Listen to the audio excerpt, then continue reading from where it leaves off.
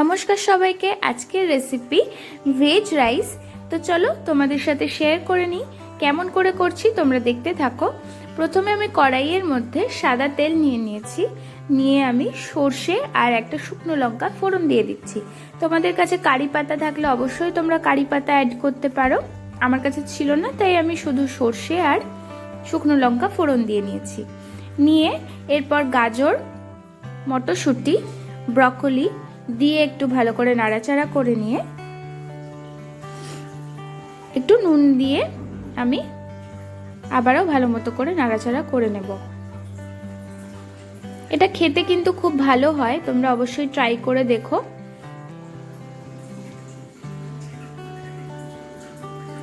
নিরামিষ দিনেও তোমরা এটা বানিয়ে খেতে পারো। মাশরুম কেটে রেখেছিলাম অল্প, সেটাও অ্যাড করে দিলাম।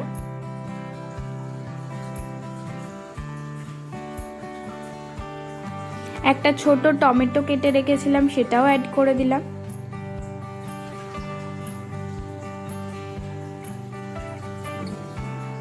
এরপর গুঁড়ো মশলা অ্যাড করছি, হলুদ গুঁড়ো, লঙ্কা গুঁড়ো আর জিরে গুঁড়ো।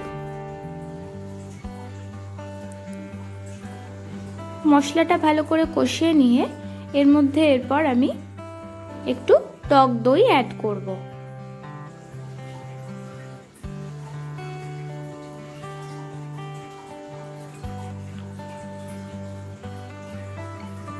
দেখো মশলাটা থেকে তেল ছেড়ে দিয়েছে।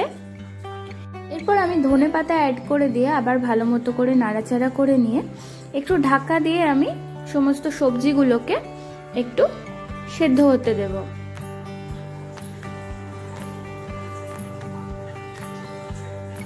দেখো সমস্ত সবজি ভালো করে সেদ্ধ হয়ে গেছে। এরপরে আমি ভাত অ্যাড করে দিচ্ছি। আগের থেকে আমি ভাতটা বানিয়ে রেখেছিলাম, নুন দিয়েই বানিয়ে রেখেছিলাম। তো ভাতটাকে অ্যাড করে দেওয়ার পরে ভালো করে নাড়াচাড়া করে নিয়ে আবার উপর থেকে আমি একটু ফ্রেশ ধনেপাতা অ্যাড করে দিলাম।